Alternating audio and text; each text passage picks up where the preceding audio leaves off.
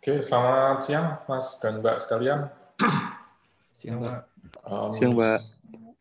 Sudah 13.35, jadi kita mulai saja ya. Saya buka terlebih dahulu. Bismillahirrahmanirrahim. Assalamualaikum warahmatullahi wabarakatuh. Sebelum dimulai, mari kita awali terlebih dahulu dengan berdoa menurut agama dan keyakinan kita masing-masing. Mudah-mudahan apa yang kita kerjakan bisa membawa banyak manfaat.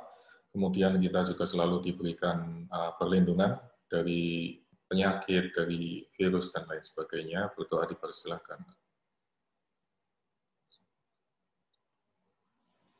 Baik, sesuai dengan jadwal ya, Mas dan Mbak sekalian, ini adalah pertemuan kita yang ke-10 atau pertemuan yang terakhir. Kemudian di sesi ini kita akan gunakan untuk summary, untuk meringkas, kemudian untuk wrap up, mengulang kembali secara singkat apa yang sudah kita pelajari dari awal. Kemudian kalau nanti ada pertanyaan atau hal-hal yang ingin didiskusikan terkait dengan materi yang barangkali kelewatan atau ada yang terlompat atau ada hal-hal yang perlu konfirmasi, nanti silakan Anda bisa tanyakan. Tapi sebelum itu mungkin kita masuk dulu ke artikel yang saya kirimkan di email terkait dengan penggunaan mesin atau AI dalam teknologi militer. Mungkin ada yang mau komentar dulu atau sharing dulu tentang hasil bacaannya, silakan. Ada, Pak? Yo, Mas Erwan ya, silakan. Terima kasih. Saya ada beberapa yang saya nggak sama artikel ini karena artikel ini sering diangkat gitu, begitu kaitannya dengan ketakutan yang ada bahkan sejak AI ini lahir seperti itu. Ada beberapa rebuttals atau sanggahan yang saya mau highlight dari artikel ini. Yang pertama adalah bagaimana artikel ini memulai problem isu di mana kalau teknologi ini nantinya dipakai orang yang salah, dalam hal ini teroris, untuk kemudian menimbulkan teror seperti itu. Padahal untuk teroris sendiri, saya baca di bukunya Yuval Noah Harari, teroris sendiri itu tidak secanggih itu. Kalau boleh kita beranggapan, yang paling mungkin untuk membuat deadly robots itu justru malah yang di sini disebut sebagai pihak yang baik, itu adalah militer United States. Karena billion of dollars diinvest ke military advance. Dan teroris sendiri itu pun teknologi yang punya itu hasil curian dari negara yang dia teror.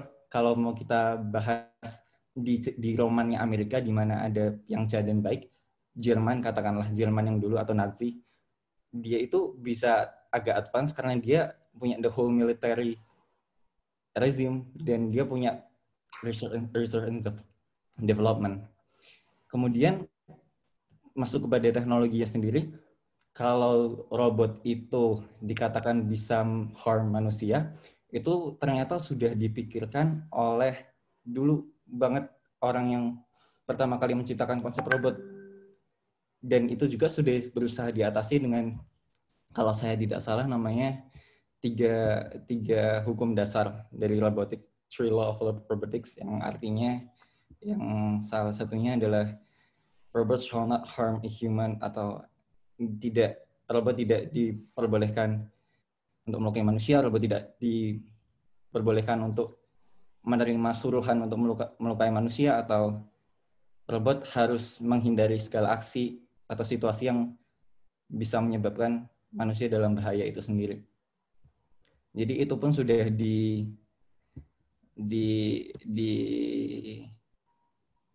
antisipasi, walaupun pada akhirnya itu dilanggar juga.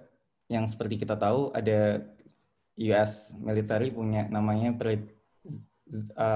drone Predator yang pernah digunakan untuk mengintai Middle East, di mana dia juga punya torpedo yang itu bisa membuat kematian seperti itu. Tapi saya baca di bawah kemudian kalau US sendiri itu membuat dia sadar tidak bisa menghambat advance-nya teknologi, karena itulah juga strength-nya dari Amerika itu sendiri, tapi dia berusaha untuk membatasi teknologi itu sendiri menjadi tidak bisa membunuh seperti itu. Di bawah di paragraf kedua kalau salah. Kemudian hanya bisa untuk stun atau dengan memberi jaring yang menurut saya itu sangat utopia. Poin ketiga saya adalah kita masih jauh dari terlukai oleh robot atau robot yang bisa melukai kita. Robot yang paling advance yang saya tahu itu adalah GPT-3 atau kepanjangannya Generative Pre-trained Transformer 3. Jujur saya berharap kita bisa perang dengan robot ya. Pada akhirnya kita bisa move untuk kita nggak lagi melukai manusia, tapi kita melukai sesuatu yang lain. Tapi robot yang paling pintar sekarang, OpenAI sekarang, itu sendiri mengatakan kalau kami tidak tertarik menyerang manusia.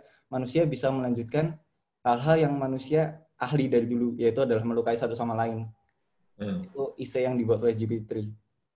Dan robot itu sendiri, kalau dia sudah menulis essay, dia menyatakan kalau robot itu sendiri nggak punya perasaan, dia nggak punya love, tapi juga mereka nggak punya hatred, dia nggak punya kebencian.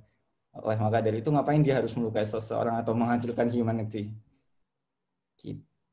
Itu pendapat saya, Pak. Terima kasih. Oke, terima kasih banyak Mas Erwan. Bagus sekali analisisnya. Jadi Anda tidak sepaham dengan ini ya, masih terlalu jauh untuk kita mempertimbangkan risiko-risiko AI atau robotics untuk digunakan sampai ke peperangan sipil dan lain sebagainya ya. Jauh, malah justru kalau bisa teknologi itu di-advance-kan aja, siapa tahu suatu saat bisa cure cancer atau AIDS. Oke, terima kasih. Yang lain mungkin silakan ada pendapat yang berbeda atau berseberangan. Silahkan komentarnya atau pendapatnya. Jangan takut salah, ini bukan soal benar atau salah, tapi tentang bagaimana Anda menganalisis sebuah fenomena, terus mengaitkannya dengan apa yang sudah kita pelajari, terus kira-kira memprediksi apa yang nanti akan terjadi di masa yang akan datang. Pak, mungkin menanggapi dari yang Erwan aja sih, Pak. Yuk, Gitu, silakan Mas. berdasarkan saya juga baca artikel semalam dan juga saya juga udah coba-coba riset kayak bagaimana sih perkembangan drone untuk military dalam military untuk sekarang kan, Pak. Nah, saya itu juga menemukan bahwa fakta bahwa US military itu Amerika itu udah ngebikin namanya Unmanned Combat Aerial Vehicle atau UCAV. Nah, ini dia tuh biasa diketahui sebagai combat drone dan dia ini juga biasanya tuh untuk meng-carry aircraft seperti kayak misil, bom dan lain-lain. Nah, dan ini pun sudah dioperasikan pada dari tahun 2014 gitu loh, Pak. Nah, mungkin dan ini sekarang udah 2020 dan nggak tahu lagi mungkin seberapa pesat perkembangan yang akan terjadi. Nah, mungkin kalau dari saya sih melihatnya yang di artikel itu kemungkinan bisa besar akan terjadi gitu loh, Pak. Karena juga perkembangan teknologi AI pun juga dari segi teknologi, misalnya untuk keperluan manusia pun sudah semakin pesat dan tidak menutup kemungkinan bahwa teknologi ini juga digunakan untuk sebagai sistem pertahanan negara. Nah gitu. Nah, jadi mungkin akan ada advance dari segi military use gitu loh, Pak. Nah, jadi kalau menurut saya mungkin sekarang kita masih belum menemukan bukti otentiknya. Nah, tetapi itu tidak menutup kemungkinan ada perkembangan yang begitu pesat gitu loh, Pak, terhadap penggunaan teknologi terutama AI untuk keperluan militer. Oke, terima kasih Mas Christian. Jadi Anda berpendapat bahwa bukan tidak mungkin teknologinya sudah berkembang lebih jauh ya, apalagi ini industri militer yang itu dijaga dengan sangat ketat, sangat tertutup. Bisa jadi mereka sudah mengembangkan sesuatu yang jauh melebihi ekspektasi kita, tapi kita tidak tahu bahwa mereka sudah sampai di sana. Yang lain mungkin silakan kalau ada tambahan.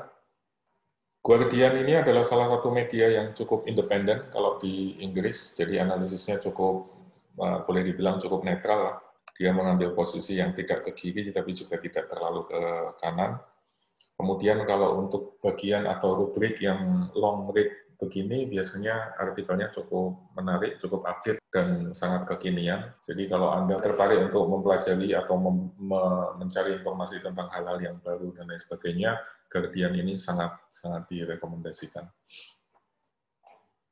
Mungkin saya mau mengangkat satu poin saya tadi yang cukup kontroversial, Pak, agar silakan. ada yang tidak setuju barangkali. Saya justru malah senang kalau bisa ada robot yang bisa beneran membunuh manusia pada akhirnya seperti itu. Karena pada akhirnya kita nggak lagi melawan manusia, karena humanity akhirnya kita menemukan musuh yang baru. Kalaupun kita bisa ada beneran drone seperti itu, pada akhirnya kan kita kalau melawan manusia kita bukan melawan soldiernya, tapi kita melawan ideologisnya. Ideologinya, betul. Ya. Dan pemimpinnya. Bagaimanapun tentara itu mereka juga punya anak dan mereka punya toleransi satu sama lain, bahkan sama sesama musuh. Cuman gara-gara dunia mereka aja mereka harus saling melawan satu sama lain.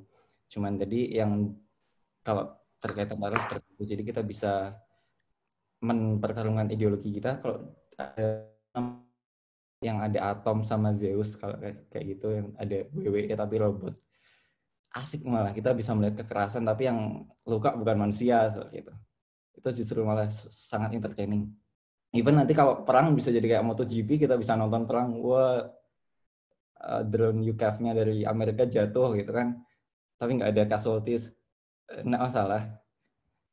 Seperti itu. Cuman yang masalah memang kalau pada akhirnya teknologi itu digunakan untuk teror seperti tadi. Tapi kembali ke poin saya yang pertama, kalau teroris tidak secanggih itu. Yang dilawan itu adalah nations. Seperti itu. Oke. Menarik itu, Mas, perspektifnya. Jadi memang benar bahwa kita itu ketika berperang tidak melawan manusianya, tetapi melawan entah itu ideologi atau itu paham politik tertentu dan lain sebagainya. Ini dulu ada cerita menarik ya, Perang Dunia Pertama tahun 1914 kalau nggak salah. Perang Dunia Pertama waktu itu Jerman melawan Inggris. Terus pas malam Natal, mendekati Natal gitu, karena salju turun dan lain sebagainya, terus tiba-tiba salah satu dari mereka itu menyanyikan lagu Natal. Terus kemudian mereka keluar dari persembunyiannya, terus main bola. Jadi antara tentara Jerman dengan tentara Inggris itu keluar dari persembunyiannya, senjatanya ditinggalkan, terus mereka main bola di malam Natal itu. Itu terkenal dengan istilah Christmas truce kalau nggak salah. Coba Anda cari aja, itu sesuatu yang cukup menarik ya, karena di satu sisi mereka berperang, tapi kemudian ketika dihadapkan pada situasi lagi Christmas, kemudian kebetulan kedua bangsa itu sama-sama menghargai Christmas, jadi terus kemudian memutuskan untuk berhenti berperang, malah bermain sepak bola di malam Natal itu, baru kemudian nanti beberapa hari berikutnya perangnya dilanjutkan. Jadi sekali lagi ini bukan soal manusia melawan manusia, tetapi perperangan tentang ideologi, kemudian perang politik atau paham pemerintahan, dan lain sebagainya. Yang lain mungkin, selain Mas Irwan, selain Mas Christian, silakan kalau ada tanggapan atau komentar. Barangkali. Mungkin saya mau. Silakan Mbak Lydia, silakan. Mungkin ini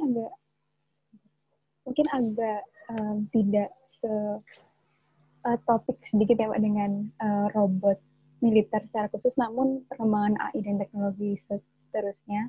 Nah, tadi saya menanggapi Mas Irwan yang memang pendapatnya agak kontroversial. Saya juga biasanya ke-trigger. Tapi kali ini sebenarnya saya juga setuju sih Pak, gimana perkembangan teknologi saat ini itu undeniably akan terus berkembang dan sangat mungkin untuk kita sampai ke titik seperti itu, di mana kita berperang, atau kita bahkan malah robot dan perang itu jadi bahan entertainment gitu. Itu sesuatu kemungkinan yang ya bisa mungkin terjadi dan ya memang seperti itu.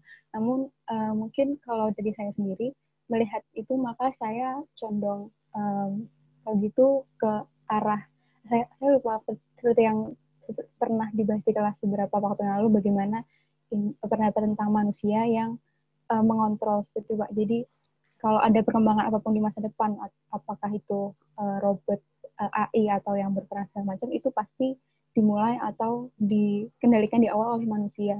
Jadi bagaimana kita manusia ini memutuskan untuk ke arah mana dan memutuskan berkembang secara sebagaimana itu banyak yang dikendalikan oleh kita sendiri. Jadi kita yang memutuskan dan juga bagaimana kita akan menanggapinya di masa mendatang. Apakah kita akan malah akhirnya yang dikalahkan oleh robot itu, atau kita yang belajar dan ikut berkembang juga untuk bisa mengendalikan dan juga atau hidup beriringan dengan robot-robot ini seperti drone militer yang membantu kan bisa dipakai kalau kita memang betul punya pengetahuan dan keterampilan untuk skill untuk robot-robot itu, kita juga bisa memanfaatkan itu. Namun kalau kita ketinggalan itu juga bisa ada kemungkinan kayak tadi AI-nya malah AI yang digunakan melawan kita atau kemungkinan yang tidak baik ke manusia.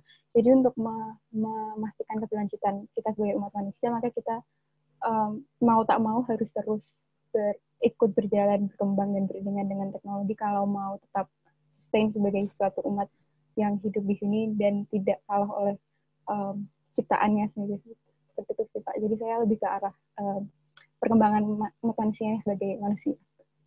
Oke, terima kasih Mbak Lydia. Jadi kita nggak boleh ketinggalan. Ini mirip seperti yang kemarin di sesi perkuliahan kemarin, yang terakhir itu kan ada kutipan dari Eric Brynjolfsson bahwa teknologi itu berkembang dengan sangat cepat. Masalahnya jangan teknologinya yang dihambat, tetapi manusianya yang kemudian diakselerasi supaya bisa mengikuti percepatan dari teknologi.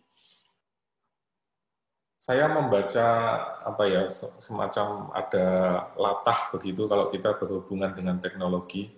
Misalnya dulu ketika Industrial Revolution 4.0 keluar, maka semua orang membicarakan itu. Semua seminar harus ada kata-kata 4.0. Semua pejabat, semua pemerintahan itu harus ada 4.0-nya. Kemudian sekarang ini, sebentar lagi kita pilkada, kepala daerah kalau dilihat itu kampanyenya semua juga hampir sama, mengedepankan smart city. Ya. Semuanya pakai istilah smart city, smart government. Tapi sebetulnya apa yang ada di belakang itu tidak terlalu dibahas gitu. Pikirnya kalau misalnya parkir menggunakan automatic gate itu sudah dianggap smart. Kalau kantor dipasangi CCTV sudah dianggap smart. Kalau mesin absennya sudah pakai fingerprint, sudah dianggap smart. Padahal konsep smart city kan bukan itu. Konsep smart city itu sebelum city-nya dibuat smart, pengambil kebijakannya kan harus dibuat smart. Regulasinya harus dibuat smart. Pengambilan keputusannya juga harus berdasarkan data yang smart dan seterusnya. Nah, di artikel ini memang tidak memberikan kesimpulan yang mengerucut ya. Bahkan di akhir itu malah penulisnya memberikan pertanyaan lagi, apakah kita sudah kemudian bergerak atau bergeser dari yang tadinya compassion menjadi control, support menjadi security, kemudian care menjadi capital, dan welfare menjadi war. Jadi ini adalah pendapat yang terbuka, jadi Anda bisa pro dengan ini, Anda bisa kontra dengan ini, tapi mungkin ada beberapa hal yang bisa kita tarik, ya, kesimpulan yang bisa kita tarik. Yang pertama adalah bahwa teknologinya memang berkembang dengan sangat cepat. Tadi saya sepakat dengan Mas Christian bahwa military industry itu mungkin bergerak jauh lebih cepat dari apa yang kita bayangkan. Apalagi ini sifatnya tertutup, kita nggak tahu apa yang mereka kerjakan di balik pintu itu. Kemudian menurut Mas Erwan juga problemnya adalah bukan teknologinya, tetapi pada dasarnya adalah manusianya.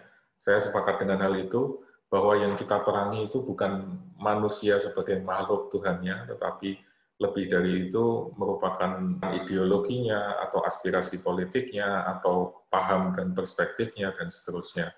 Lalu tadi Mbak Lydia juga menambahkan bahwa ini lagi-lagi soal teknologi, kemudian bukan teknologinya yang dihambat, tetapi justru manusianya yang sedapat mungkin bisa catch up, jangan sampai tertinggal terlalu jauh dari teknologi.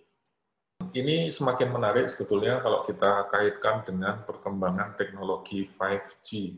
Karena 5G itu jauh lebih cepat bila dibandingkan 4G. Bukan sekedar kalau 4G itu 4 kali, 5G itu 5 kali, enggak begitu. Tapi 5G itu bisa 100 kali lebih cepat daripada 4G. Jadi kalau 4G itu mungkin kapasitas transmisi datanya 1 gigabit per second, maka 5G itu bisa mencapai 100 gigabit per second, 100 kali lipat lebih cepat.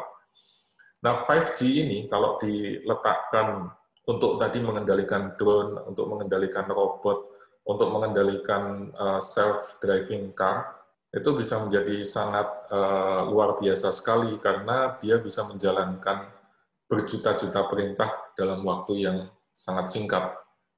Jadi dalam waktu sepersekian detik kita bisa minta dia untuk mengatur gerak, bisa kita minta dia untuk mengambil gambar, merekam video, mengirimkan secara real time, kemudian bisa menganalisis mana musuhnya, mana kawannya, kemudian bisa mendeploy senjata ataupun dari jarak jauh dan seterusnya. Jadi ada banyak sekali yang bisa kita lakukan dengan menggunakan 5G.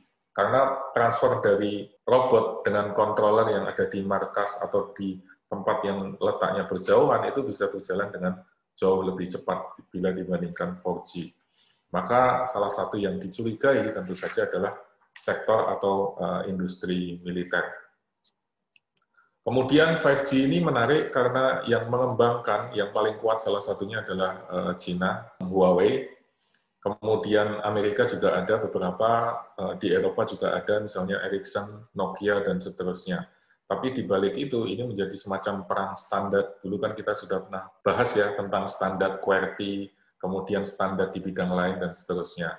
Ini yang nanti akan menjadi menarik, 5G mana yang akan digunakan. Apakah 5G-nya punya AT&T di Amerika, atau 5G-nya Qualcomm di Amerika, atau 5G-nya Huawei di China, atau 5G-nya Uni Eropa yang di-backup oleh Nokia dan Ericsson. Sampai sekarang ini masih jadi perdebatan, masing-masing punya pro dan kontra masing-masing. Kemudian kalau memang teknologinya ini menjadi beneran bisa diterapkan, maka nanti akan ada sangat banyak sekali perubahan di sektor militer. Kalau di dalam perang itu kan ada istilahnya konvensi Genoa ya, semacam gentleman agreement kalau kita akan melakukan peperangan dengan negara lain. Konvensi Genoa itu kalau tidak salah 1864. Maka nanti kita mungkin akan membutuhkan konvensi yang baru kalau kita berperang menggunakan drone, kalau kita berperang dengan menggunakan senjata dan seterusnya, mungkin kita akan membutuhkan konvensi yang berbeda gitu. Dan ini akan sangat menarik sekali untuk diikuti. Satu lagi mungkin terkait dengan paradoks, karena sekali lagi teknologi itu idealnya dibuka sebebas-bebasnya supaya semua orang bisa mengakses, semua orang bisa mengevaluasi. Ini adalah alasan mengapa open source berkembang dengan sangat pesat. Salah satunya karena dia terbuka, jadi siapapun bisa mengakses kodenya, siapapun bisa melihat akuntabilitas dan transparansi dari kode yang dibuat. Tapi di sisi lain, teknologi militer kan tidak mungkin open ya, pasti dirahasiakan, pasti ditutup, dan seterusnya. Dan ini yang nanti akan menjadi menarik. Bagaimana kita bisa mengembangkan kompetensi yang sifatnya rahasia, sementara tuntutan untuk transparan dan akuntabel itu terbuka lebar. Lalu kalau dalam konteks Indonesia ini juga menjadi tantangan yang menarik lagi, karena kita belum tahu nih kompetensi teknologi kita akan seperti apa, apakah kita ingin membangun teknologi dalam hal yang begini atau yang begitu, ingin membangun kapabilitas di sini atau kapabilitas di sana, itu masih menjadi pertanyaan besar. Tapi mungkin itu beberapa hal yang bisa ditarik dari artikel tadi. Selanjutnya mungkin saya akan share saja langsung ke materi ya. Pak Novi, saya ada satu ini sih Pak, yang pengen. Silakan. Ya, berdasarkan tadi kan Pak, apabila kita kaitkan dengan keterbukaan informasi dan juga perkembangan teknologi di militer. Nah, saya tuh berpikir Pak, apakah memang seharusnya perkembangan teknologi pada militer ini memang tetap dirahasiakan? Maksudnya tetap benar-benar tertutup gitu loh Pak, sehingga tidak bisa diakses publik. Karena sifat teknologi itu sendiri yang juga terus berkembang, dan juga takutnya ketika suatu negara itu memiliki kayak enhancement dalam teknologi militer mereka, pasti itu kan membuat negara lain menjadi takut gitu Pak, menjadi was-was. Nah, apakah memang ini harusnya tetap tertutup? Karena kalau memang itu tetap terus, kalau memang informasi itu dibuka secara umum, nah sedangkan perkembangan teknologi itu kan akan terus terupdate dan tanpa berhentian Pak. Nah, itu tuh akan juga mengakibatkan ya kondisi was-was tadi sepanjang umur gitu loh Pak. Jadi ini akan membuat maksudnya keresahan sendiri dalam seluruh masyarakat dunia. Nah, mungkin itu sih Pak. Kalau menurut saya sih nggak akan bisa terbuka sepenuhnya ya Mas, karena beberapa negara pasti akan nge-keep mana yang menurut mereka bisa menjadi core competence atau core capability yang mereka andalkan gitu. menurut saya idealnya memang kita bisa membuka segala sesuatunya, tapi rasa-rasanya tidak mungkin bisa sepenuhnya tercapai gitu.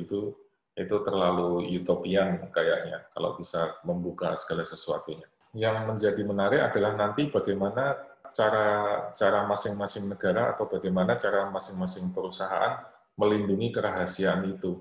Kalau di sektor komersial kita bisa menggunakan perlindungan misalnya hak cipta, trademark, copyright, dan lain sebagainya. Kita juga bisa menggunakan non-disclosure agreement ya, kalau kita melakukan kontrak tertentu yang tidak perlu atau tidak boleh disampaikan kepada publik. Nah, bagaimana dengan industri militer ini yang nanti masih menjadi tanda tanya nih. Apakah nanti akan menggunakan NDA juga atau ada mekanisme protection lain yang berbeda, itu yang masih kita belum tahu. Itu Mas Christian. Terima kasih, Pak. Kita review atau recap ya. Kita review dan kita recap beberapa hal yang sudah kita diskusikan dari awal. Kalau nanti Anda punya pertanyaan atau komentar, silakan disampaikan saja, ditanyakan saja, atau bisa ditulis di chat box, nanti kita baca.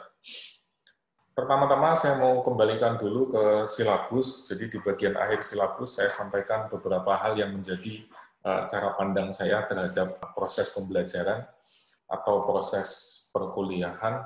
Jadi yang pertama adalah bahwa memang mata kuliah ini mempelajari sesuatu yang sulit begitu, dan saya tidak menyukai apa yang disebut sebagai bulimic learning. Jadi belajar hanya karena besok mau ujian, terus kemudian kita bisa lulus, kita bisa dapat pekerjaan, terus kemudian nanti Anda akan merasakan, kalau itu dilakukan ya, nanti Anda akan merasakan bahwa di umur-umur pertengahan begitu Anda akan merasakan hampa, merasakan kosong, merasakan hidup Anda miserable. Jadi sebaiknya itu tidak dilakukan. Lebih baik manfaatkan masa kuliah Anda untuk mempelajari hal-hal yang benar-benar serius, hal-hal yang benar-benar sulit. Lalu di perkuliahan ini juga saya tidak akan pernah memberikan jawaban yang benar begitu, karena apa yang kita pelajari banyak sekali hal-hal yang sifatnya sangat abu-abu ya. Tidak bisa 100% hitam, tidak bisa 100% putih. Jadi yang lebih penting di sini adalah bahwa Anda mendapatkan humility dan curiosity yang kemudian itu bisa menjadi identitas Anda di masa yang akan datang. Ini memang terlalu ideal, terlalu utopian, tapi kalau kita bisa mengarah ke sana itu akan jauh lebih baik lagi. Karena saat ini kita terjebak pada situasi factory education system. Lulusan SMA masuk, kemudian menjadi mahasiswa, kemudian di training dan seterusnya, tapi terus kemudian keluar selesai. Jadi seperti proses fabrikasi saja. Dan itu mendegradasi human quality dan curiosity.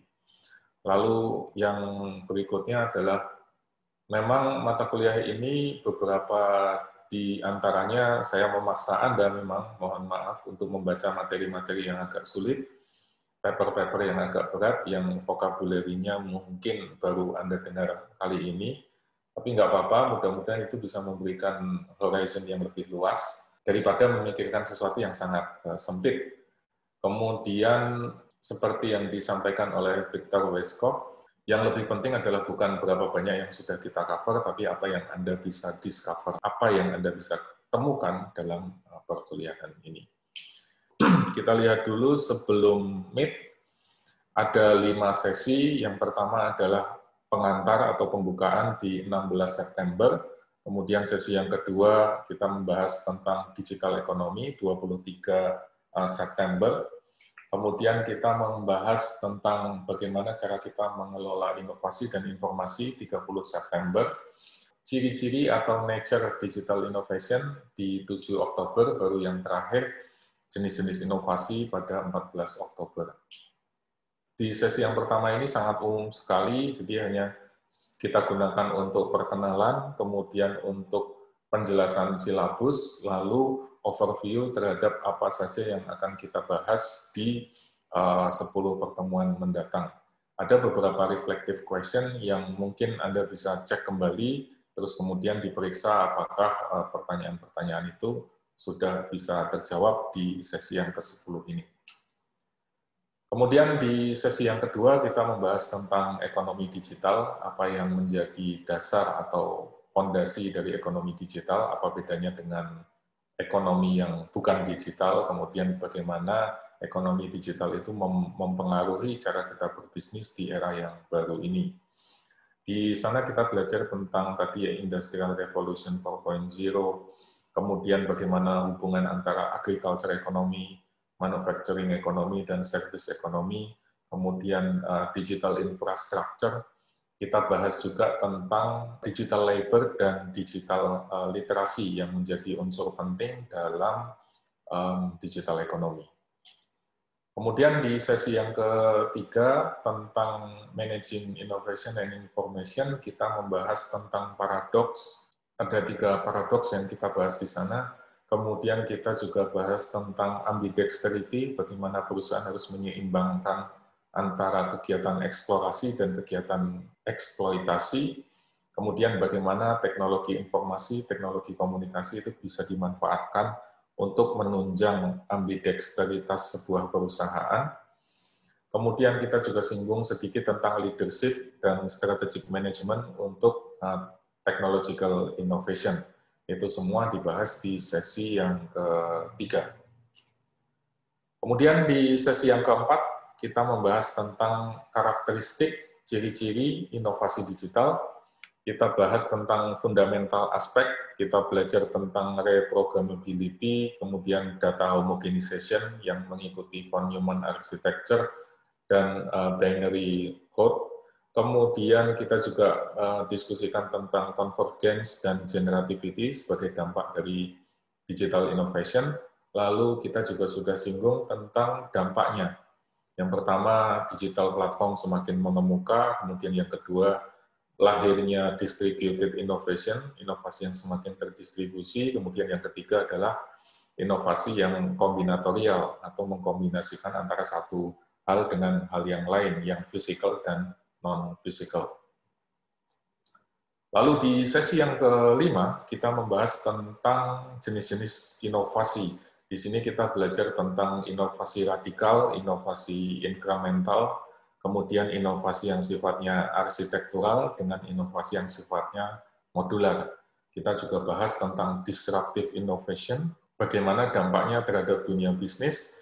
Kemudian kita juga bahas tentang konsep dominant design, bagaimana sebuah inovasi itu berjalan, kemudian membentuk dominant design yang kemudian diadopsi oleh pemain lain di dalam industri. Lalu kita juga sudah singgung bagaimana dampaknya terhadap competitiveness atau daya saing sebuah organisasi. Ini kurang lebih topik-topik yang sudah kita diskusikan selama 5 sesi sebelum ujian MIT ya. Kemudian setelah MIT kita membahas 5 topik yang berbeda. Yang pertama adalah standar dan externality 4 November, kemudian yang kedua diffusion of innovation 11 November, kemudian platform digital 18 November, minggu lalu post-truth dan disinformation 25 November, kemudian hari ini kita akan gunakan untuk review dan wrap up. Di sesi yang ke-6, pada saat kita membahas tentang standar dan externality, kita belajar tentang apa itu standar, mengapa di dunia ini bisa punya beragam standar yang berbeda. Kemudian kita juga belajar tentang network externality, baik itu yang sifatnya positif maupun negatif. Kemudian kita juga mempelajari tentang network effect atau positive network externality. Lalu kita juga perkenalkan konsep autarky value dan synchronization value, bagaimana semua itu bisa menciptakan externality atau network effect dalam sebuah jaringan. Kemudian kita juga bahas tentang konsep lock-in dan path dependency dengan menggunakan contoh keyboard QWERTY, kemudian ditutup dengan ilustrasi atau cerita tentang Bill Gates dan Gary Gilder. Kemudian di sesi yang ke-7 kita membahas tentang difusi inovasi. Di sini kita bahas bagaimana difusi itu terjadi, bagaimana prosesnya bisa muncul, kemudian tahapan-tahapan apa yang sudah dilalui, kemudian communication channel apa yang digunakan, lalu kita juga masuk ke dalam kategorisasi mana yang inovator, mana yang early adopter, mana yang early majority, late majority, dan laggard.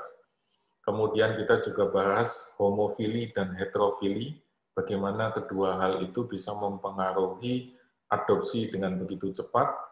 Lalu di akhir sesi saya sampaikan juga beberapa teori atau beberapa konsep yang bisa kita gunakan untuk menerjemahkan bagaimana proses adopsi atau difusi inovasi itu terjadi. Jadi diffusion of innovation milik Everett Rogers ini bukan satu-satunya teori yang bisa kita gunakan, tetapi ini yang cukup universal dan cukup banyak diadaptasi oleh berbagai peneliti di berbagai bidang yang berbeda. Kemudian di sesi yang ke-8 kita membahas tentang platform digital. Di sini kita bicara tentang bagaimana sebuah platform digital itu bisa mempengaruhi market capitalization di sebuah industri. Kemudian bagaimana industrialisasi itu terjadi, mulai dari yang closely vertically integrated, menjadi loosely coupled, menjadi yang terakhir adalah platform digital. Kemudian kita juga bahas tentang beberapa jenis, beberapa tipe, lalu taksonomi dalam platform digital.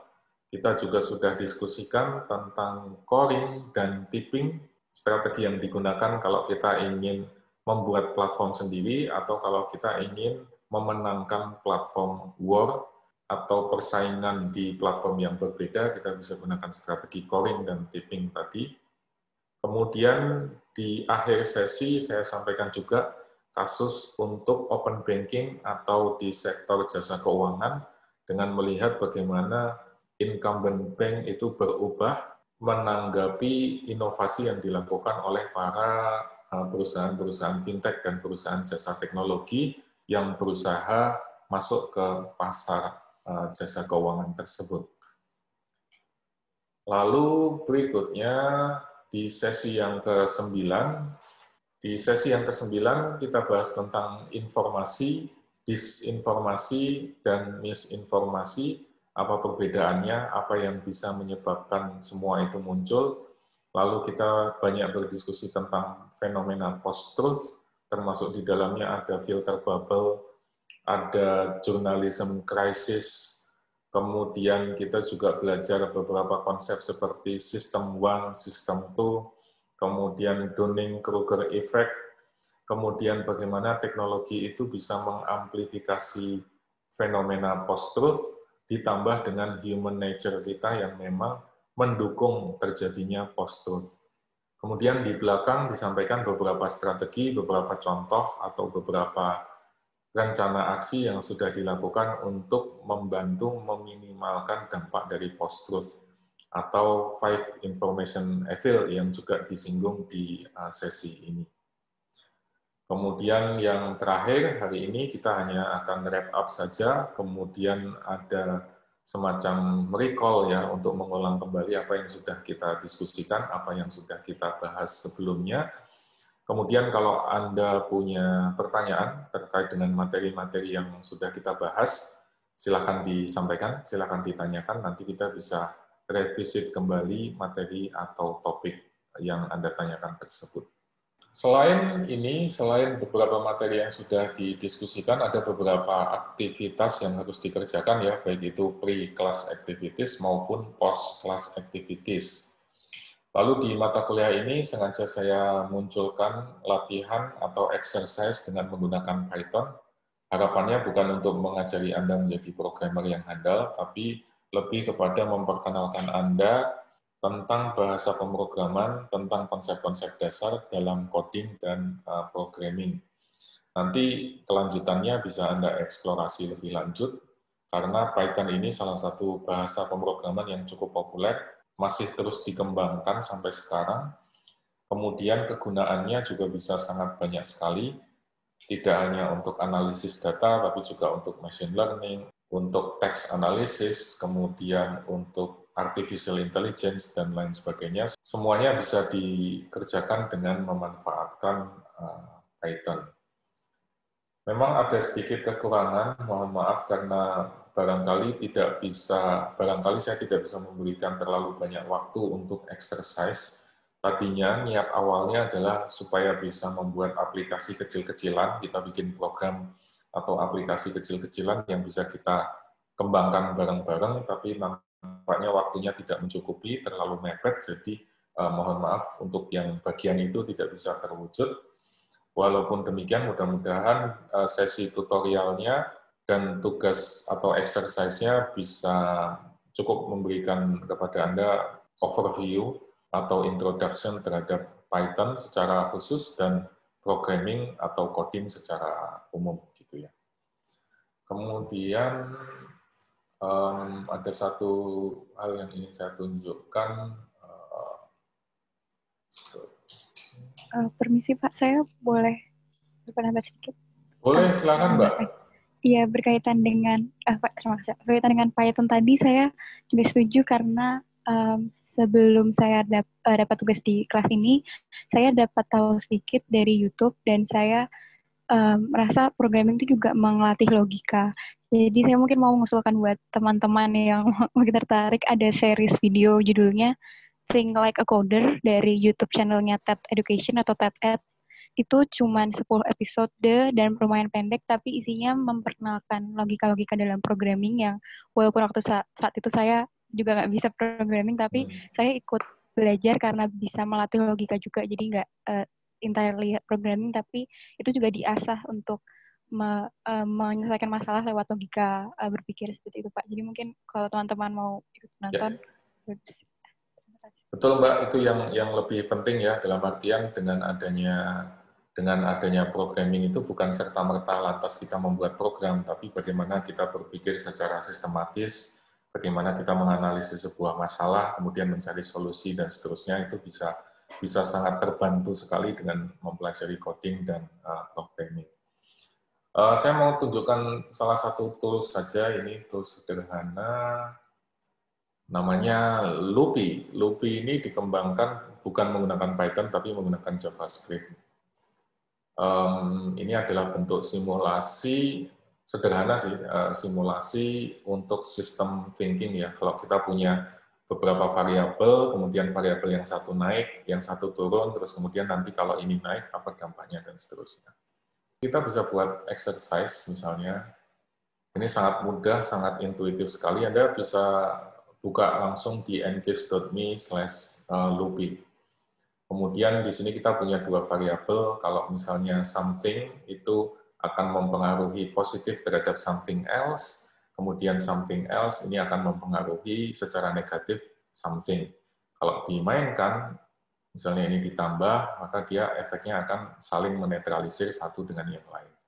Tapi ini kan efeknya sederhana ya, kita bisa buat efek yang lebih kompleks lagi.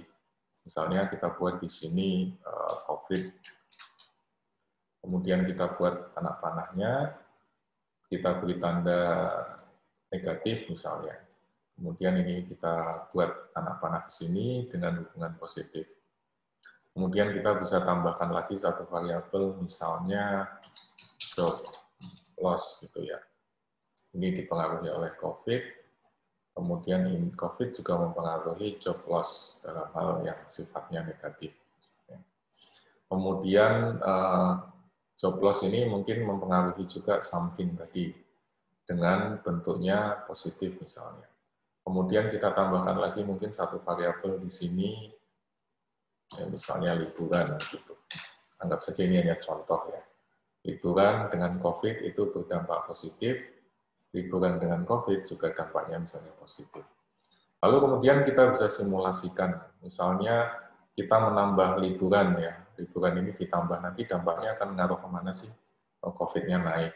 COVID-nya naik, liburannya akan nambah, something-nya akan turun, something else-nya akan turun, job loss-nya akan turun, dan seterusnya. Ini exercise sederhana saja untuk menganalisis kalau kita punya banyak faktor atau banyak variabel yang kemudian saling berhubungan satu dengan yang lain, kalau yang satu ditambah, efeknya akan seperti apa ke yang lain, apakah akan berkurang atau akan bertambah, dan seterusnya. Jadi Anda coba-coba sendiri, ini bisa sangat mudah sekali digunakan, kemudian bisa disimpan, kemudian bisa di-load jadi file tertentu, dan seterusnya.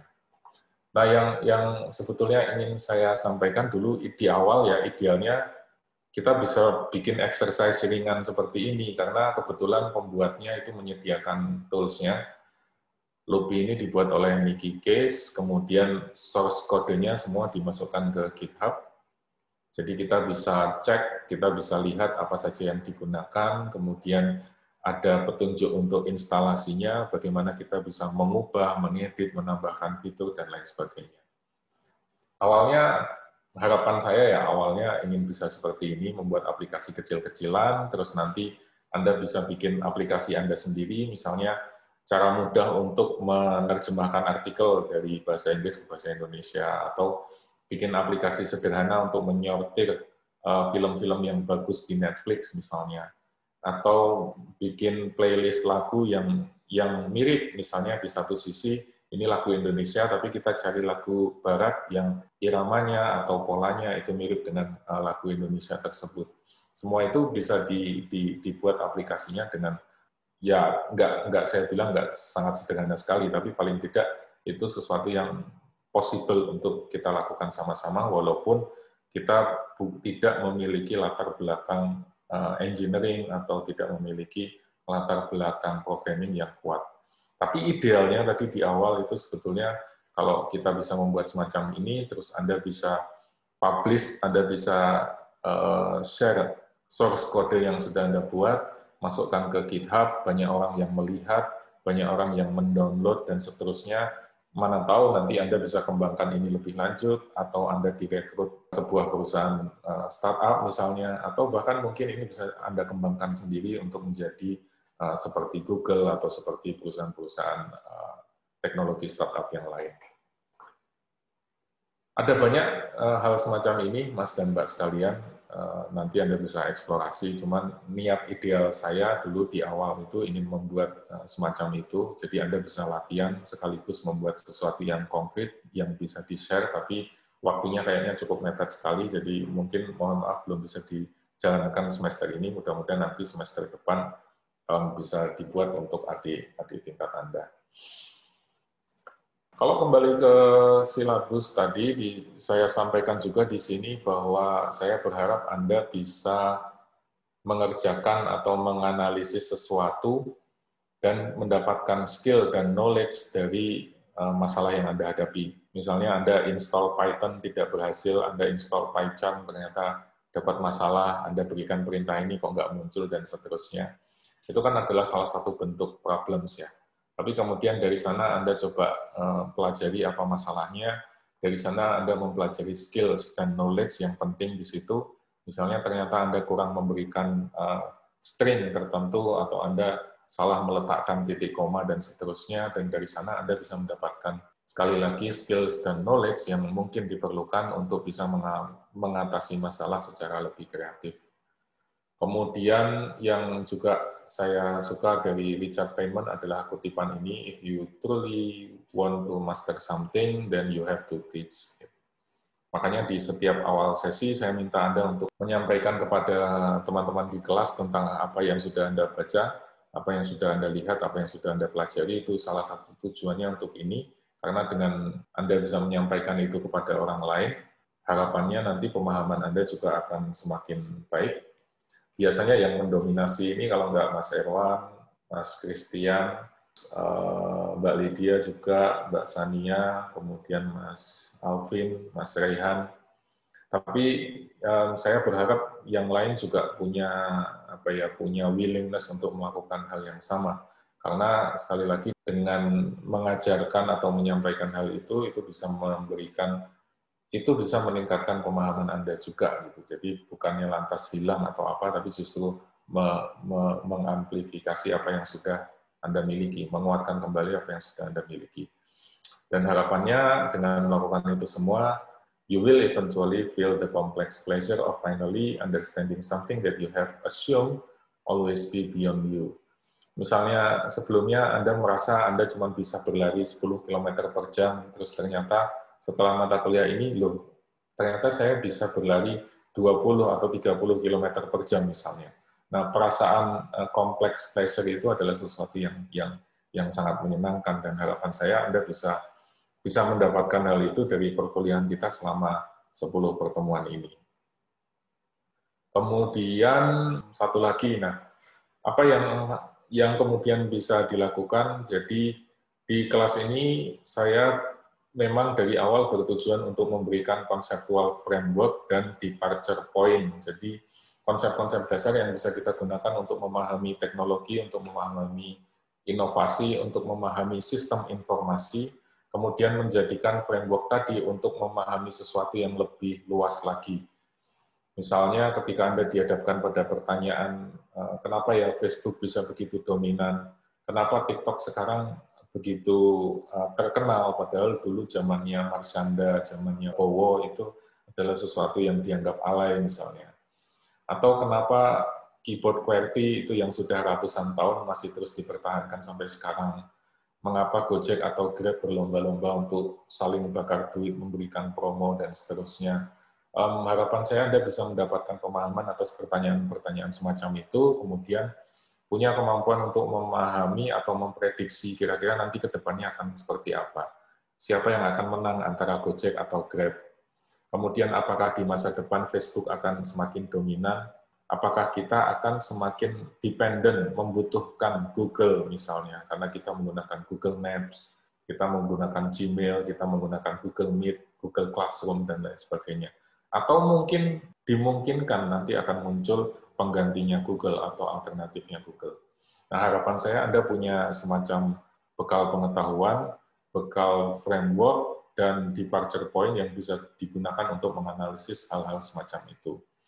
Dan ini ya karena namanya departure point ya, jadi kita tidak berhenti di sini. Harapannya nanti Anda akan lebih banyak mempertanyakan sesuatu ya, misalnya, terus kita jadi apa kalau AI sudah ada?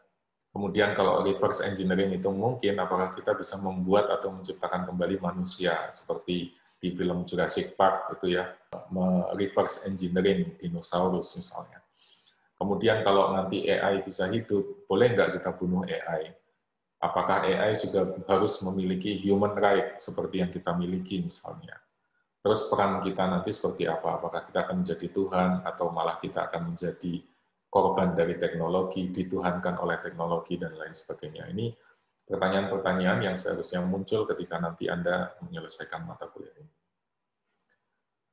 Mungkin itu aja yang bisa saya sampaikan, Mas dan Mbak sekalian. Jadi sesi terakhir ini hanya digunakan untuk wrap up dan summary, kemudian merecall kembali apa yang sudah dibahas di pertemuan-pertemuan sebelumnya. Kalau Anda ingin melihat kembali rekamannya, nanti akan saya unggah di YouTube, kemudian saya posting juga di Elok, jadi nanti silahkan Anda cek saja di halaman Eloknya.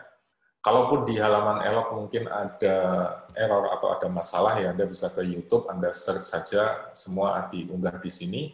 Yang rekaman video di awal yang mohon maaf agak alay dan berlebihan editnya barangkali itu ada di sini, Managing Innovation in the Digital Economy. Kemudian kelas recordingnya, rekaman hasil perkuliahannya ada di sini. Tapi mohon maaf yang pertemuan pertama dan kedua itu tidak bisa terekam dengan baik, jadi tidak bisa saya unggah karena waktu itu kita masih menggunakan Webex Teams ya. Dan banyak dari Anda yang mengalami masalah atau kesulitan untuk menggunakan itu. Terus kemudian Zoom-nya juga dilalah masih terputus, sering terputus, jadi belum bisa memberikan rekaman. Tapi sesi sesudahnya, insya Allah tersedia, nanti silahkan Anda pelajari atau Anda baca-baca di sana. Jangan lupa like, subscribe, komen, share, ya, biar kayak YouTuber yang lain. Ada pertanyaan dulu mungkin, atau komentar, silahkan. Sebelum saya akhiri, Mas, Mbak. Pak, saya ingin bertanya. Silakan, Mas Raihan. Mengenai UAS, Pak, itu kira-kira nanti model soalnya kayak kemarin UTS atau berbeda lagi ya, Pak? Sama seperti UTS kemarin bentuknya. Jadi esai open, terus kemudian pertanyaan terbuka, bukan pilihan ganda, dan lain sebagainya. Oke, makasih, Pak. Anda tidak berharap soalnya berubah kan, esai is oke kan, masuk pilihan ganda nggak lucu. Oh, Pak, kayak gitu juga. Oke, makasih, Pak. Cuman mungkin perlu dipertimbangkan dari sisi waktu ya, karena waktu pengerjaannya mungkin hanya 2 jam atau 3 jam, sementara soal yang harus dijawab mungkin agak sulit. Jadi silakan disiapkan bahan-bahannya, materinya, catatannya, dan lain sebagainya dalam satu tempat, supaya pada saat hari H nanti Anda tidak perlu bongkar-bongkar cari-cari ke sana-sini yang membuang waktu. Kemudian satu hal lagi, kalau amit-amit di hari H nanti terjadi masalah, misalnya listriknya mati, kemudian komputernya hang misalnya, dan lain sebagainya, mohon segera capture atau segera fotokan, kemudian email ke saya, supaya saya bisa memberikan kompensasi atau memberikan penyesuaian, fleksibilitas, jadi Anda tetap bisa mengumpulkan hasil ujian Anda. Gitu. Tapi segera, jadi begitu ada masalah langsung dikabari gitu ya, langsung di email disampaikan, kasih foto atau kasih bukti apa begitu, untuk menunjukkan bahwa Anda sedang punya masalah di komputer atau di jaringan listriknya. Gitu. Materi UAS-nya adalah materi setelah Meet, jadi dari sesi ke-6 sampai sesi yang terakhir. Kemudian aktivitas-aktivitas yang ada di Elok, Google Classroom, dan lain sebagainya mohon dilengkapi. Ada beberapa yang belum lengkap. Kalaupun terlambat baru bisa disusulkan sekarang, tidak apa-apa, silahkan disusulkan, tapi mohon agar semuanya dilengkapi. Lalu terakhir nanti form evaluation, final evaluation-nya juga diisi di Google Classroom ya. Gitu? Ada lagi mungkin yang lain, Mas, Mbak? Saya, Pak. Ayo, Mas, silakan. Mas. Untuk PPT materi Bapak boleh minta di-share nggak ya? Boleh, nggak apa-apa. Nanti bisa saya upload di Elok ya. Biar bisa di-download. Ada lagi mungkin? Izin bertanya, Pak. Ya. Mengenai tugas kelompok yang membuat esai dan membuat project multimedia itu deadline-nya kapan ya, Pak? Deadline-nya as soon as possible, Mas. Terima kasih, Pak. Kalau di dalam silabus ini kan disampaikan bahwa di sesi yang ke-10 ini harapannya Anda sudah bisa menyelesaikan atau mengumpulkan final project-nya.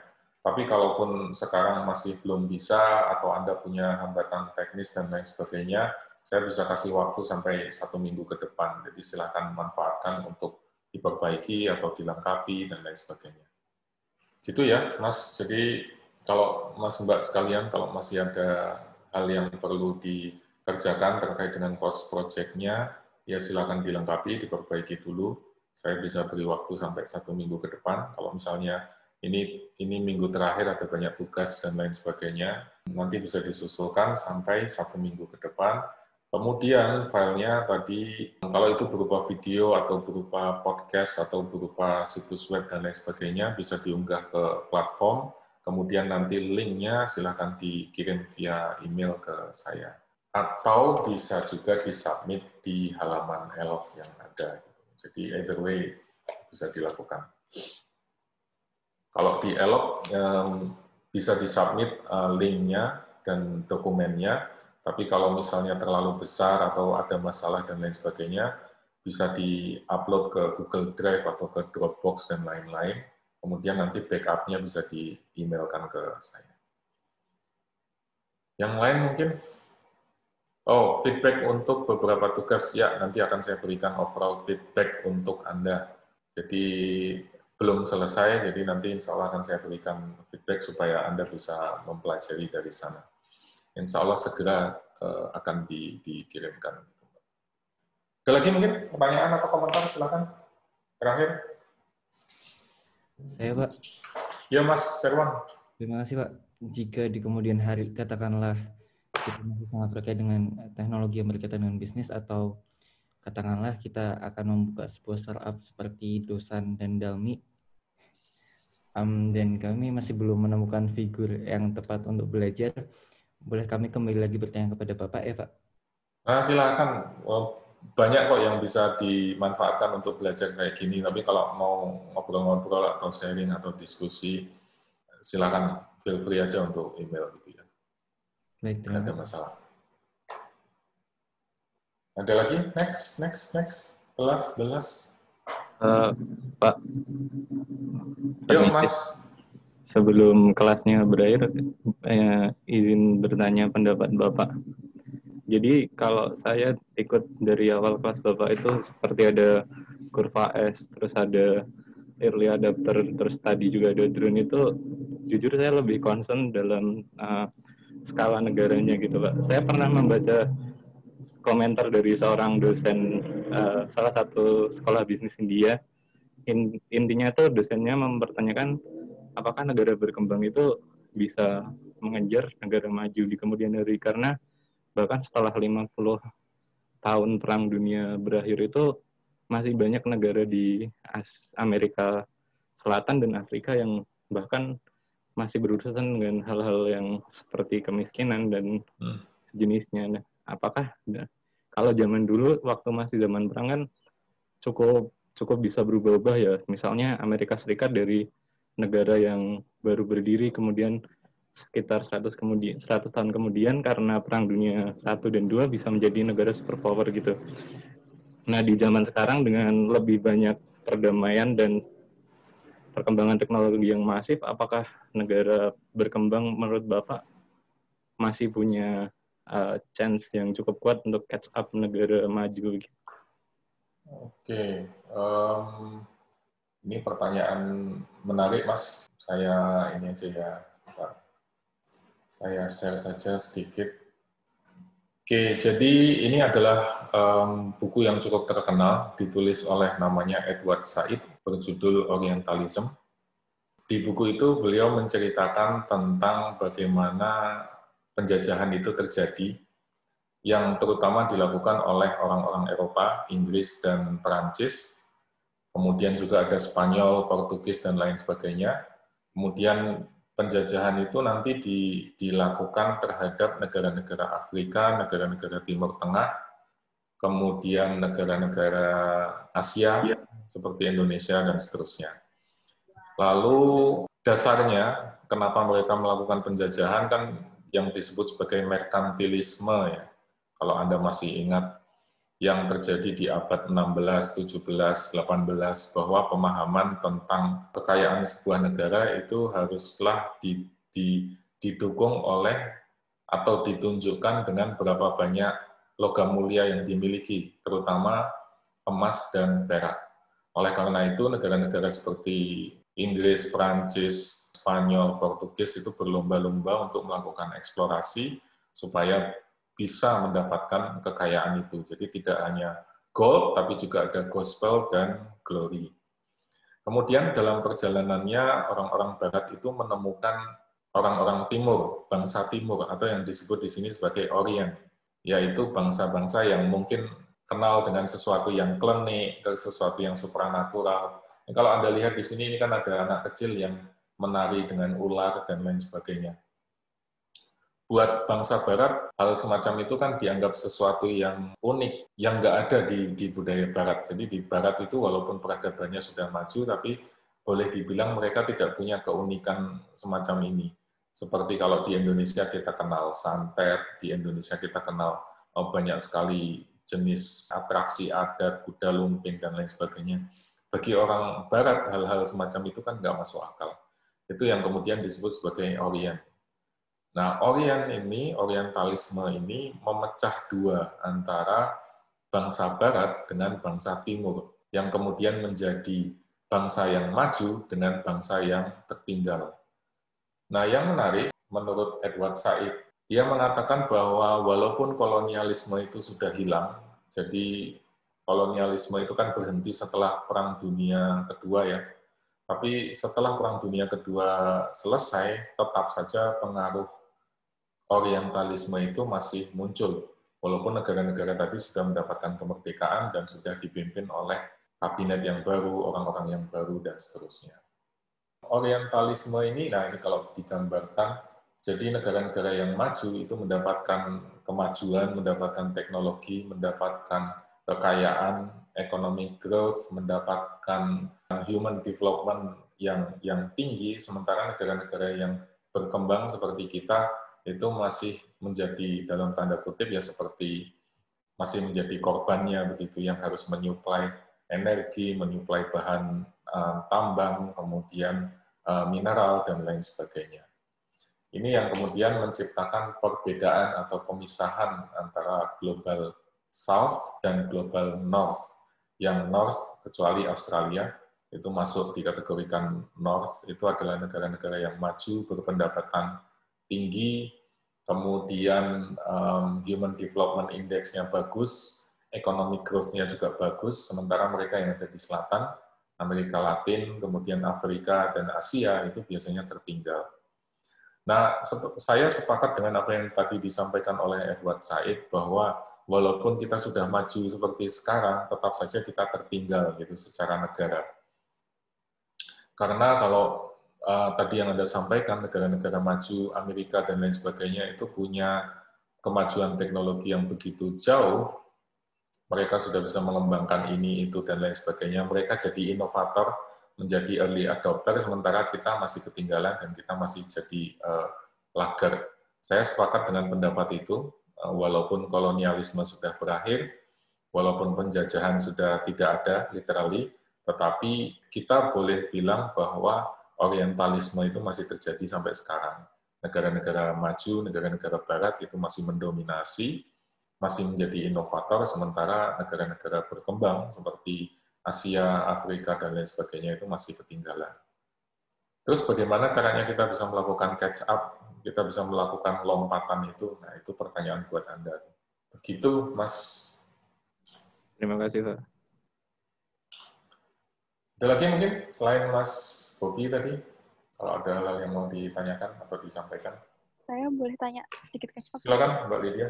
Berkaitan dengan tadi tanyakan Mas Bobi, jadi berkaitan dengan itu saya juga jadi teringat beberapa waktu yang lalu saya bahas ini juga di kelas lain, bisnis internasional bersama Pak Rocky, mungkin teman-teman di Erwan yang juga satu kelas ingat bagaimana membahas kategorisasi negara maju dan berkembang itu Pak, tadi berkaitan dengan ini bagaimana sekarang kita bisa lihat negara maju itu yang mana saja, yang berkembang yang mana saja itu sudah sangat jelas. Dan waktu itu saya juga mendebatkan dengan kategorisasi itu didasarkan hanya pada saat ini hanya mainly pada GDP, yang mana hanya perhitungan ekonomi. Dan nah, apakah kalau Bapak sendiri berkaitan dengan itu dan melihat perkembangan sekarang, apakah perhitungan GDP ini masih tetap relevan untuk mengategorikan maju dan berkembang, atau kita membutuhkan persepsi atau perhitungan lain seperti perkembangan teknologi, lalu human development index atau environmental sustainability di negara-negara yang juga harusnya ikut dipertimbangkan dalam defining suatu negara itu berkembang atau tidak, atau faktor tadi itu sudah bisa terhitung dengan dalam konsep ekonomi yang masih kita gunakan sampai sekarang. Ya, Mbak. Jadi kita hidup di era kapitalisme ya, maka agamanya adalah uang, kemudian bahasanya ya adalah GDP dan lain sebagainya, itu yang kemudian menjadi indikator kemajuan suatu bangsa. Jadi memang tidak bisa dielakkan kita hidup di zaman itu. Kalau kita ingin mengubah ya agamanya juga harus ikut berubah gitu. Kalau kita masih menggunakan paham kapitalisme ya masih akan terus mengedepankan GDP dan seterusnya. Pendapat pribadi saya begitu, Mbak. Tetapi sekarang sudah mulai banyak kan kita menggunakan indikator lain seperti tadi yang Anda sampaikan, Human Development Index, kemudian Gini ratio untuk melihat berapa jauh ketimpangan antara satu kelas sosial dengan kelas sosial yang lain. Jadi menurut saya, walaupun GDP masih menjadi indikator yang paling besar, tapi indikator-indikator itu mulai digunakan juga sebagai alternatif atau sebagai pembanding. Jadi menurut saya kita rasa-rasanya kita tidak akan sampai convert begitu, sampai pindah agama, tapi paling tidak indikator-indikatornya sudah mulai diperkenalkan, tidak sekedar hanya mengedepankan GDP saja. Itu Mbak Lydia. Ada lagi terakhir? Permisi Pak, saya izin bertanya. Silakan Mbak. Terkait penjelasan Pak Novi tadi terkait pertanyaannya Bobi ya. Tadi Bapak jelaskan bahwa misal negara maju seperti Amerika itu kan memiliki teknologi yang canggih ya, sehingga negara-negara lainnya perlu catch up gitu ya.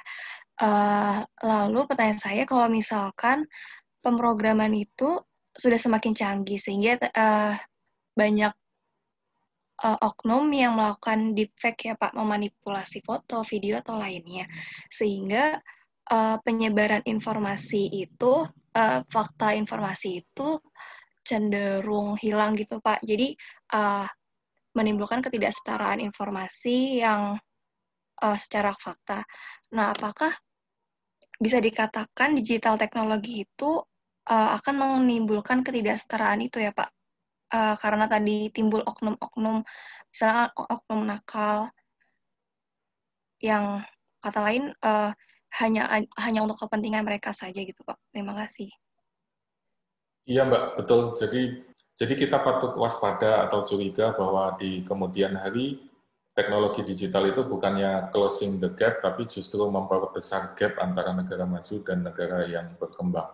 Seperti yang kemarin sudah kita diskusikan, bagaimana natural monopoly itu terjadi, bagaimana Amazon bisa dominan, bagaimana Google atau Facebook itu bisa menjadi raksasa di industrinya, itu kan pada akhirnya nanti akan menciptakan gap yang semakin tinggi, gap yang semakin besar.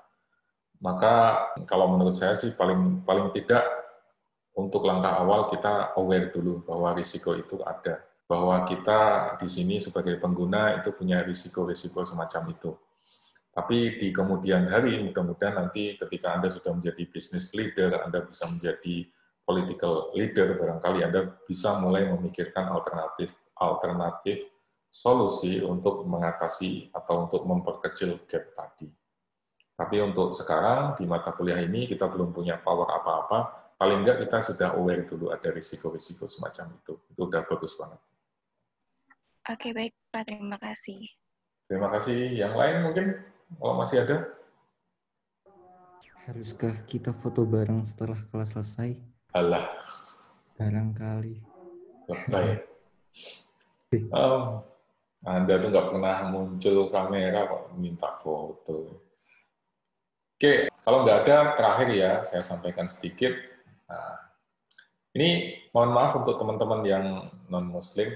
Ada quote yang menarik dari Imam Malik yang buat saya cukup relevan begitu. Dia menyebutkan bahwa knowledge itu does not consist in narrating much. Ilmu pengetahuan itu bukan sekedar hafalan. Jadi bukan sekedar teori, bukan sekedar kisi-kisi, bukan sekedar dihafal karena mau ujian, terus kemudian besok selesai ujian lupa, terus udah hilang semuanya. Itu bukan disebut sebagai ilmu. Terus kemudian menurut Imam Malik, knowledge is but a light. Jadi ilmu pengetahuan itu adalah cahaya.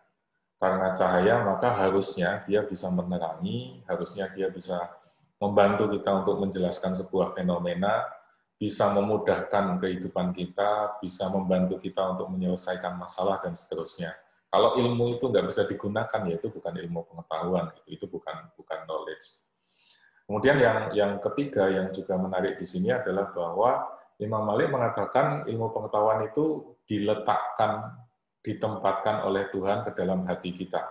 Ini yang menarik, karena implikasinya adalah bahwa ilmu pengetahuan itu sebetulnya hak prerogatifnya Tuhan dong, bukan dari semata-mata dari usaha kita gitu. Jadi walaupun kita sudah berusaha jempalitan, tapi kalau tidak mendapatkan izin ya sulit bagi kita untuk bisa mendapatkan ilmu itu.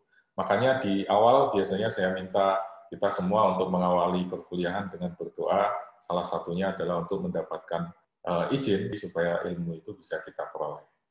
Nah, satu lagi mungkin yang juga menarik adalah bahwa Imam Malik itu pada saat beliau masih kecil mengatakan bahwa ibuku akan memakaikanku atau akan mengenakanku pakaian, disebutnya di sini the clothes of the scholar, jadi pakaian yang digunakan oleh para penuntut ilmu atau para cendekiawan.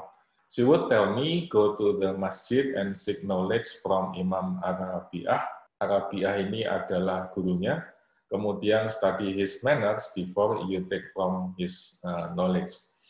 Nah, yang menarik adalah bahwa perempuan itu ternyata memegang peranan sangat penting sekali dalam hal pendidikan.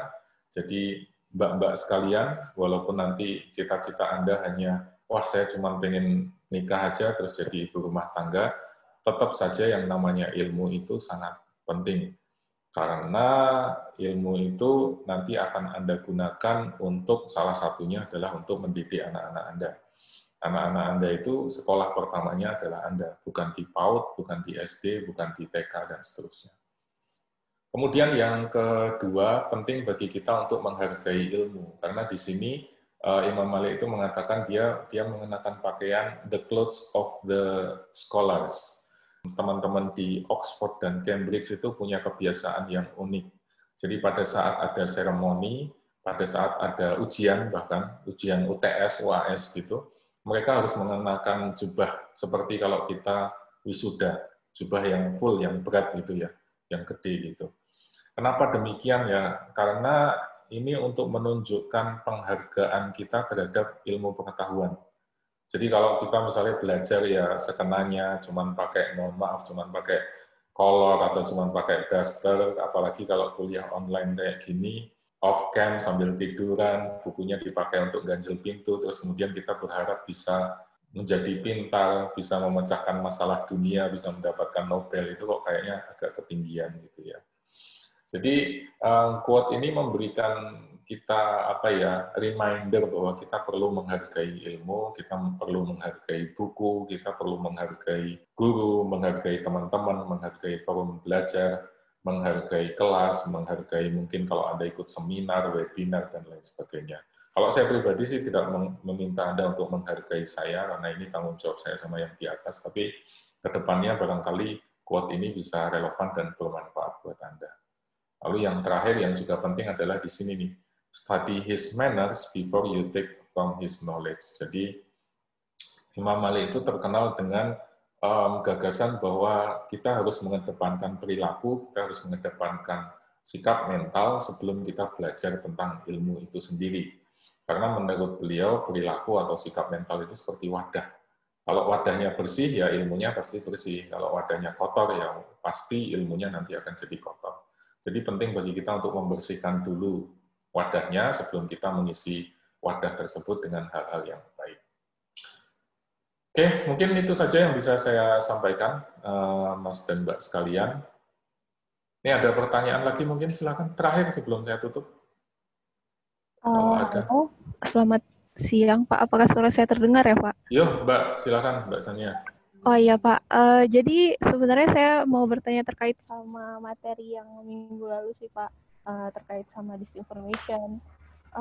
Di mana saya penasaran Pak, apakah kan disinformation itu juga sepertinya atau pembentukan informasi yang mungkin tidak semuanya dikeluarkan oleh misalnya seperti pemerintah, tapi pemerintah biasanya mungkin tidak mengeluarkan semua informasi kepada publik, mungkin karena juga memiliki tujuan untuk menghindari kepanikan massa seperti itu. Nah, tapi pada keadaannya sebenarnya apakah menurut Bapak lebih baik untuk masyarakat itu mendapatkan informasi full tentang semua yang terjadi di negara ya Pak, dan misalnya apalagi di konteks negara demokrasi, apakah kita semua sebenarnya memiliki hak yang sama untuk memiliki akses terhadap informasi-informasi tersebut dan tidak dibelokkan oleh pemerintah gitu Pak, ataupun partai politik. Ya, ini sudah dibahas juga kemarin, ada pertanyaan yang hampir sama.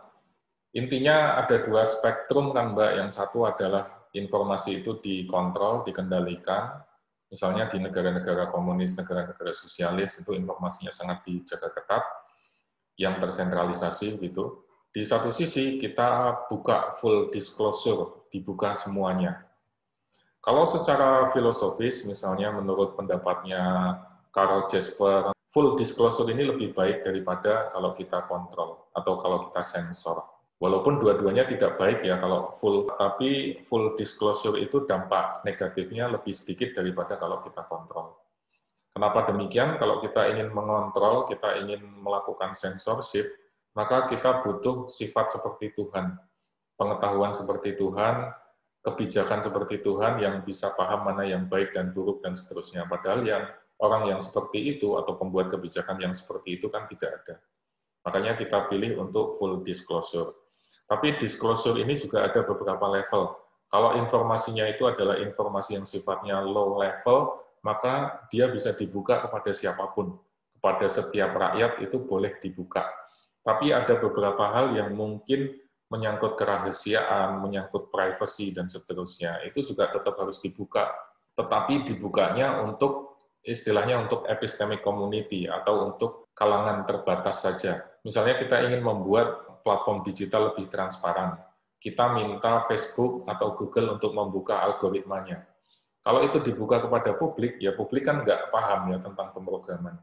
Tapi kalau itu dibuka kepada misalnya komite tertentu yang ada di kementerian atau tenaga ahli yang ada di kementerian yang menjadi regulator untuk platform digital itu bisa menjadi sesuatu atau bisa menjadi salah satu bentuk disclosure tadi. Jadi jawaban singkatnya kita lebih cenderung kepada disclosure, membuka semua informasi, tapi kita perlu bedakan value dari informasi tadi. Kalau itu low level, kita bisa buka semuanya dengan jelas, seperti yang ada di internet, berita, dan lain sebagainya. Tapi kalau itu terkait dengan sesuatu yang lebih strategik, ada hal-hal yang menyangkut privasi, ada hal-hal yang menyangkut kerahasiaan misalnya, itu tetap harus dibuka, tetapi pada kalangan terbatas, misalnya pada pemerintah, tenaga ahli, atau mungkin regulator, dan lain sebagainya, yang punya kode etik untuk mengakses informasi tersebut. Gitu Mbak, kurang lebih jawabannya. Terima kasih Pak. Yang lain masih ada? Sudah cukup ya? Kalau sudah cukup, terima kasih banyak atas partisipasinya selama 1 semester ini, kurang lebih 10 pertemuan. Mudah-mudahan ada hal yang bermanfaat yang bisa Anda petik, yang bisa Anda gunakan untuk kuliah Anda, untuk pekerjaan Anda di masa depan, untuk karir Anda, dan seterusnya. Saya mohon maaf kalau ada kekurangan di sana-sini, banyak hal yang mungkin belum bisa terlaksana, dan seterusnya. Mohon maaf juga kalau ada hal-hal yang kurang berkenan, salah ucap, dan lain sebagainya. Sehat-sehat selalu untuk Mas dan Mbak sekalian. Sampai jumpa di lain kesempatan. Mudah-mudahan kita bisa ketemu di keadaan yang lebih baik lagi. Saya tutup, saya akhiri. Billahi taufiq wal hidayah. Assalamualaikum warahmatullahi wabarakatuh. Waalaikumsalam. Waalaikumsalam. Terima kasih Pak Novi. Terima kasih Pak. Terima kasih. Waalaikumsalam Pak, terima kasih.